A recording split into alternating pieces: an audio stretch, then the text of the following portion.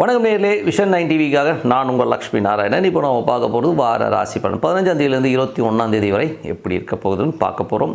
So எல்லோருக்குமே எப்போதுமே சொல்கிறது தான், எப்போதுமே லக்னத்துக்கு பாருங்கள், ராசிக்கு பார்ப்பதை விட லக்னத்துக்கு பார்க்க ரொம்ப ரொம்ப சுபமாக இருக்கும். உதாரணத்துக்கு ஒரு மகர லக்னம் விருச்சிக ராசினா மகர ராசிக்கான பலன்களை பார்க்கும்போது ரொம்ப பர்ஃபெக்டாக இருக்குங்க. அதோட உங்களோட தசா புத்தி அந்தரங்கள் உங்கள் ஜாதக ரீதியாக என்ன இருக்கும் அதையும் நோட் பண்ணி வச்சு அதையும் மிங்கிள் பண்ணி பார்க்கும்போது ஒரு 90% பர்ஃபெக்டாக வருங்கிறது எந்த வித மாற்றமும் இல்லை, இது பர்ஃபெக்டாக வரும். ஓகேங்களா? அது மட்டும் இல்லை, முக்கியமான ஒரு விஷயம், எல்லோருக்குமே தை திருநாள் பொங்கல் வாழ்த்துக்கள். எல்லோருமே ரொம்ப சந்தோஷமாக இருக்கணுங்க. பொங்கல் பொங்குற மாதிரி வாழ்வில் பெரிய செல்வ வளங்கள் பொங்கி வழிஞ்சு அவ்வளோ சந்தோஷமாக இருக்கணும்னு சொல்லிட்டு மனதார பிரார்த்திக்கிறேன். ஸோ இந்த வீடியோட எண்டில் டிப் ஆஃப் த வீக் இருக்குது, மறக்காமல் பாருங்கள். கன்னிராசி. ஸோ கன்னிராசிக்கு எப்படி இருக்கும் அப்படின்னு பார்க்கும்போது, உங்களது ராசி அதிபதி புதன். ஸோ புதன் பார்த்திங்கன்னா நாளில் கேதுவுடைய சாரத்தில் இருக்கும்போது, அந்த கேது ராசியிலே இருக்கும்போது என்ன மாதிரி விஷயங்களும், ஸோ ஏதாச்சும் தொழில் ரீதியான விஷயங்களில் கடன்கள் வாங்குறது, ஒரு மார்ட்கேஜ் வச்சு ஏதாச்சும் கடன்கள் வாங்கலாமாங்கிற எண்ணங்கள் நிறைய இருக்கும். சொத்துக்கள் சம்மந்தமான விஷயங்கள், ஏதாவது லோனில் போய் ஏதாவது ஃப்ளாட் வாங்கலாமா, வண்டி வாங்கலாமாங்கிற எண்ணங்களை நிறைய ஏற்படுத்துங்க. இதெல்லாம் யாருக்கு நடக்கும் அப்படின்னும் போது, யாருக்கெல்லாம் கன்னி லக்னமாக இருந்து புதன் தசா புத்தி அந்தரம் நடக்குதோ அவங்களுக்கு நடப்பதற்கான வாய்ப்புகள் நிறைய இருக்குது.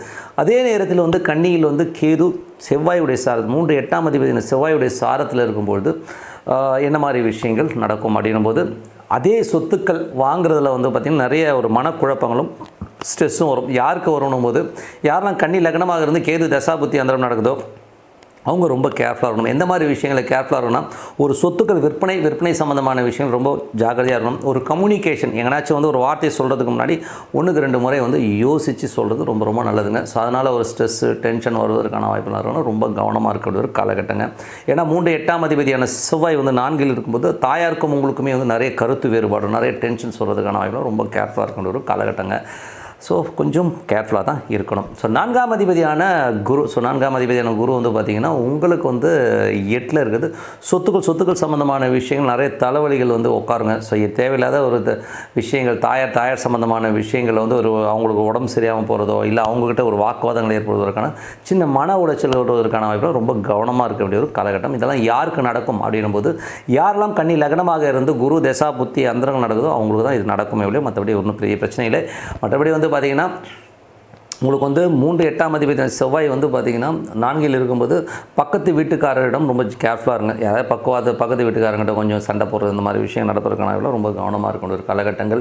5ஆம் அதிபதி 6. ஸோ 5ஆம் அதிபதி 6ன்னும் போது கொஞ்சம் குழந்தைகள் சம்மந்தமான விஷயங்கள் நல்ல ஏற்றங்கள் இருக்கும். குழந்தைகளோட வளர்ச்சி ரொம்ப சூப்பராக இருக்குங்க. அடுத்த கட்டத்துக்கு குழந்தை முன்னேறி வருவதை பார்க்கும்போது ரொம்ப சந்தோஷமாகவும் குதூகலமாகவும் இருக்குங்க. ஸோ அதெல்லாமே ரொம்ப சிறப்பு தான். இதில் 5ஆம் அதிபதி 6ல் இருக்கும்போது வேலையில் நிறைய வேலை பலுக்கள் இருக்கும். ஸோ ஆனால் வருமானம் நல்ல வருமானம் கொடுப்பாங்க. ஆனால் பிழிஞ்சு எடுத்துட்டாங்க. 4 ஆள் வேலையை ஒரே ஆள் பண்ணணும் அப்படிங்கிற எண்ணங்களை கொண்டு வருவாங்க. ஐயோ என்னங்க அது படாப்படுத்தி எடுக்கிறாங்கன்ற மாதிரி விஷயங்கள் கண்டிப்பாக இருக்குங்க. ஸோ இதெல்லாம் ஒன்றும் தவிர்க்க முடியாது. ஸோ இந்த மாதிரி விஷயங்கள் நிறைய இருக்கும். ஸோ அதெல்லாம் கொஞ்சம் வேலை செய்பவர்களுக்கு நிறைய வேலை பலுக்களை கொடுத்துருங்கிறதுல இதெல்லாம் யாருக்கு நடக்கும் அப்படிங்கிறது, கன்னி லக்னமாக இருந்து சனி தசா புத்தி அந்தரம் நடக்கணும், கொஞ்சம் வேலை பலுக்கள் இருக்கும். ஆனால் வருமானங்கள் நல்லாவே இருக்குங்க. 7ஆம் அதிபதி. ஸோ 7ஆம் அதிபதியான ராகு புதனுடைய சாரத்தில் இருந்து அது 4ல் இருக்கும்போது 1 4 7 10 அப்படின்னும் போதே என்ன மாதிரி விஷயங்கள் போது, 7ஆம் அதிபதி 8ல் இருக்கும்போது, அதுவும் யாருக்கெல்லாம் கன்னி லக்னமாக இருந்து குரு தசா புத்தி அந்தரம் நடக்குதோ திருமணம் சார்ந்த உறவில் நிறைய கருத்து வேறுபாடு டென்ஷன்ஸ் வருவதற்கான வாய்ப்புகள் நிறைய இருக்குங்க. ஸோ ரொம்ப கேர்ஃபுல்லாக இருக்கணும். கணவன் மனைவிக்கு நல்ல பொருளாதார ரீதியிலையோ ஒரு கடன் சம்பந்தமான விஷயங்களில் நிறைய வாக்குவாதங்கள் வருவதற்கான வாய்ப்புகள் ரொம்ப கேர்ஃபுல்லாக இருக்கணும். இதுதான் யாருக்கு நடக்கும், கன்னி லக்னமாக இருந்து குரு தசா புத்தி அந்தரம் நடக்கணும், கண்டிப்பாக நடப்பதற்கான வாய்ப்புகள் நிறைய இருக்குது. 7ல் ராகு. ஸோ 7ல் ராகு பார்த்திங்கன்னா புதனுடைய சாரத்தில் 7 10 4ங்கிற ஒரு 4 இதில் வரும்போது, யாருக்கெல்லாம் கன்னி லக்னமாக இருந்து ராகு தசா புத்தி அந்தரம் நடக்குதோ அவங்களுக்கு ஒரு பெரிய லெவலில் சப்போர்ட் கிடைக்கிறதுக்கான வாய்ப்புகள் இருக்குது. இதுவரை எனக்கு எந்த ஒரு பிடிப்பும் இல்லை, வாழ்க்கையில் எதுவுமே இல்லைன்றவங்களுக்கும் கூட பார்த்திங்கன்னா ஒரு பெரிய பிடிப்பு, ஒரு பெரிய ஒரு அங்கீகாரம் கிடைக்கிறது, அடுத்த லெவல் முன்னேறுவதற்கான வாய்ப்புகளும் நிறைய இருக்குங்க. ஸோ அதுக்கான விஷயங்கள் நிறைய நடக்கும். ஸோ இதெல்லாம் யாருக்கு நடக்கணும் போது, கன்னி லக்னமாக இருந்து ராகு தசா புத்தி அந்தரம் நடக்கணும், கண்டிப்பாக நடப்பதற்கான வாய்ப்பு ரொம்ப சிறப்பாக இருக்குது. அதே பார்க்கும்போது 8ஆம் அதிபதி. ஸோ 8ல் பார்த்திங்கன்னா 8ஆம் அதிபதியான செவ்வாய் 4ல் இருக்கும்போது சொத்துக்கள் சம்மந்தமான விஷயங்கள், விற்பனை சம்மந்தமான விஷயங்கள் ரொம்ப பிரச்சனைகள் வருவதற்கான வாய்ப்பு, ரொம்ப கவனமாக இருக்கணும். வண்டி வாகனங்கள் ஓட்டும்போது ரொம்ப கேர்ஃபுல்லாக ஓட்டணுங்க. இல்லைன்னா ஏதாச்சும் சின்ன சின்ன சிக்கல்கள் வருவதற்கான வாய்ப்புகள், கொஞ்சம் செலவு வைப்பதற்கான வாய்ப்புகள் ரொம்ப கேர்ஃபுல்லாக இருக்கணும். இதெல்லாம் யாருக்கு நடக்கணும்போது கன்னி லக்னமாக இருந்து செவ்வாய் தசா புத்தி அந்தரம் நடக்கும்போது தான் மேஜராக நடக்கும். மற்றவங்களும் அதை பற்றி கவலையே பட வேணாம். 8ல் குரு. ஸோ 7ஆம் அதிபதி 8ல் இருக்கும்போது, அதுவும் கேதுடைய சாரத்தில் இருக்கும்போது கணவன் மனைவி உறவில் ரொம்ப ஸ்ட்ரெஸ் வருவதற்கான வாய்ப்புகள் ரொம்ப கவனமாக இருக்கணும். ஏதாச்சும் பேச்சுக்களால் வந்து நமக்கு வந்து ஸ்ட்ரெஸ் வரும். பொருளாதார ரீதியில் வந்து ஏதாவது கேள்வி கேட்பாங்க, கடன் வாங்கிட்டேன், அது வாங்கிட்டேன், இது வாங்கிட்டு ஏதாவது பிரச்சனை வரும், கொஞ்சம் கேர்ஃபுல்லாக இருக்கணும். இதெல்லாம் யாருக்கு நடக்கும்? கன்னி லக்னமாக இருந்து குரு தசா புத்தி அந்தரம் நடக்கிறவங்களுக்கு கண்டிப்பாக நடப்பதற்கான வாய்ப்புகள் ரொம்ப கேர்ஃபுல்லாக இருக்கணும். இதுவரை அந்த மூடி மறைச்சிருப்பீங்க, நிறைய கடன்கள் இல்லை, வீட்டுக்கு தெரிஞ்சாதானா இப்போது அது உடப்படுறதுக்கான வாய்ப்பும் நிறைய இருக்குங்க. 9ஆம் அதிபதியான சுக்கிரன். ஸோ 9ஆம் அதிபதி சுக்கிரன் வந்து 3ல் புதனுடைய சாரத்தில் இருக்கும்போது நிறைய ட்ராவல் இருக்குங்க. ஸோ வேலையில் வந்து பார்த்திங்கன்னா வெளிநாட்டில் இருக்கும் நிறைய மாற்றங்கள், நிறைய விஷயங்கள், இந்த பொருளாதார ரீதி நல்ல ஏற்றங்களோட ஒரு வேலை மாற்றங்கள் ஏற்படுவதற்கான வாய்ப்பும் நிறைய இருக்குங்க. ஸோ இதெல்லாம் யாருக்கு நடக்கும் அப்படின்னும் போது, யாரெல்லாம் கன்னி லக்னமாக இருந்து சுக்கிர தசா புத்தி அந்தரம் நடக்கணும் நல்ல ஒரு மாற்றங்கள், பட் சின்ன சின்ன கலகங்கள் ஏற்படுவதற்கான வாய்ப்புகளும் இருக்குது. ஸோ ஏன்னா வீட்டிலேயே வந்து நமக்கு தெரியாமல் கேமரா வைக்கிறது, நம்ம ஃபோனை ட்ராக் பண்ணுறதுக்கான வாய்ப்புகளும் ரொம்ப கவனமாக இருக்க முடியும். இதெல்லாம் யாருக்கு நடக்கணுமோ கன்னி லக்னமாக இருந்து சுக்கிர தசா புத்தி அந்தரம் நடக்கணும் ரொம்ப கேர்ஃபுல்லாக இருக்கிற ஒரு காலகட்டங்க. அதுக்கப்புறம் 10ஆம் அதிபதி புதன் வந்து கேதுடைய சாரத்தில் போகும்போது கடன்கள், தொழில் ரீதியான விஷயங்கள், கொஞ்சம் கடன்கள் வாங்குவதற்கான வாய்ப்புகளும் ரொம்ப கேர்ஃபுல்லாக இருக்கணுங்க. ஸோ இந்த கடன் தேவையா இல்லைங்கிறத ரொம்ப இது பண்ணுங்க. கொஞ்சம் சின்னதாக வந்து ஒரு மனப்போராட்டம் இருக்கும், மூளை சரியாக வேலை செய்ய மாட்டேங்குது, தொழில் ரீதியான விஷயம் சரியான டெசிஷன் எடுக்க முடியல, இந்த மாதிரி எண்ணங்கள் இருக்கும். அதெல்லாம் யாருக்கு வரும்னா கன்னி லக்னமாக இருந்து புதன் தசா புத்தி அந்தரம் நடக்கும் கண்டிப்பாக இருக்கும். ஸோ அதனால் கொஞ்சம் கேர்ஃபுல்லாக இருக்கணுங்க. மற்றபடி வந்து பார்த்திங்கன்னா உங்களுக்கு 11ஆம் அதிபதி வந்து பார்த்திங்கன்னா ஸ்டார்டிங்கில் வந்து முதல் ஒரு திங்கள் செவ்வாயில் வந்து பார்த்திங்கன்னா வெளிநாடு சார்ந்த உறவுகள் நல்ல லாபங்கள், தந்தை சார்ந்த விஷயங்கள் நல்ல லாபங்கள் வருவதற்கான வாய்ப்புகள் இருக்குது. அதுவும் தொழில் ரீதியான விஷயங்கள் நிறைய வந்து சேஞ்சஸ் பண்ணுவீங்க. ஸோ நிறைய சேஞ்சஸ் வாரத்தின் வந்து கடைசி பகுதி வெள்ளி சனியில் வந்து பெரிய லாபங்கள் எள்ளி தருவதற்கான வாய்ப்புகள் நல்லாவே இருக்குது. இதெல்லாம் யாருக்கு நடக்கணும் போது கன்னி லக்னமாக இருந்து சந்திர தசா புத்தி அந்தரம் நடக்கும் நல்ல பெரிய லாபங்களை அள்ளி தருவதற்கான வாய்ப்புகள் ரொம்ப சிறப்பாக இருக்குங்க. ஸோ மற்றபடி வந்து 12ஆம் அதிபதியான சூரியன். ஸோ 12ஆம் அதிபதியான சூரியன் வந்து 5ல் இருக்கும்போது குழந்தைகள் சம்பந்தமான விஷயங்களுக்காக நிறைய செலவு பண்ணுவீங்க. ஸோ கொஞ்சம் வந்து குழந்தைகள் அடுத்த கட்டத்துக்கு போகிறது, குழந்தைகளோட வெளிநாடு பயணம், வெளியூர் பிரயாணத்துக்காக கொஞ்சம் செலவு பண்ணுறதுக்கான வாய்ப்புகளும் நிறைய இருக்குது. இதெல்லாம் யாருக்கு வரும் அப்படின்னும்போது கன்னி லக்னமாக இருந்து சூரிய தசா புத்தி அந்தரங்கள் நடக்கணும் கண்டிப்பாக நடப்பதற்கான வாய்ப்புகள் நிறைய இருக்குங்க.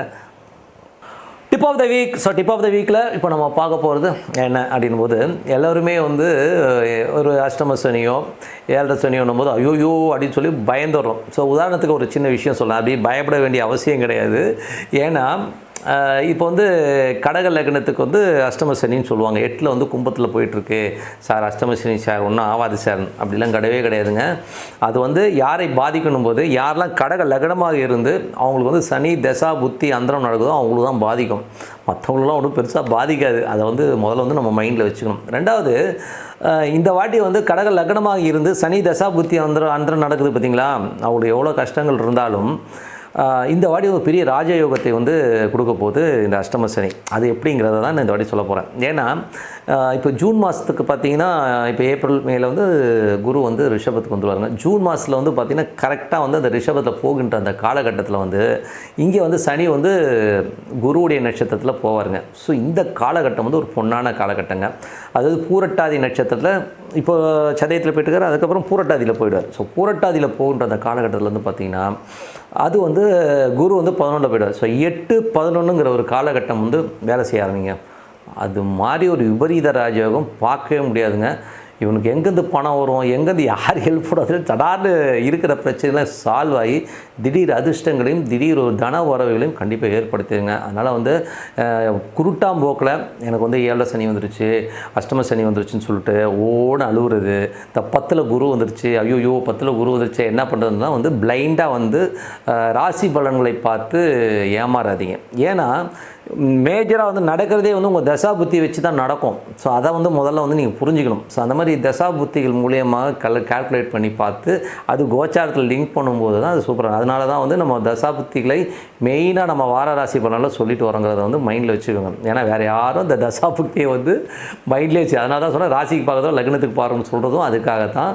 ஸோ அதனால் வந்து இந்த அஷ்டம சனி, ஜென்மகுரு, 10ல் குரு வந்தால் தொழில் விட்டு ஓடிடுவான் அப்படின்னு அப்படிலாம் கிடையாதுங்க. ஒரு ப்ளஸ் இருக்குன்னா ஒரு மைனஸ் இருக்குது. இன்னொரு விஷயம் சொல்லட்டுமா, யாருக்காச்சும் இந்த இப்போது 8ல் சனி இருக்குதுன்னு சொல்கிறாங்கல்ல, இப்போ உதாரணத்துக்கு சொல்கிறேன், இப்போ 8ல் வந்து கடகத்தில் வந்து சனி இருக்குதுன்னு வச்சுக்கோமே, சில பேருக்கு ஜனனகால ஜாதகத்தில் ஓகேங்களா, ஜனனகால ஜாதகத்தில் இந்த சனி இப்போ ராகு ஸ்டாரில் போய்ட்டுருக்கல, அந்த ராகு வந்து மகரத்தில் 12ல் இருந்துட்டு வைங்களேன், இந்த சனி ஒன்றுமே பண்ணாது.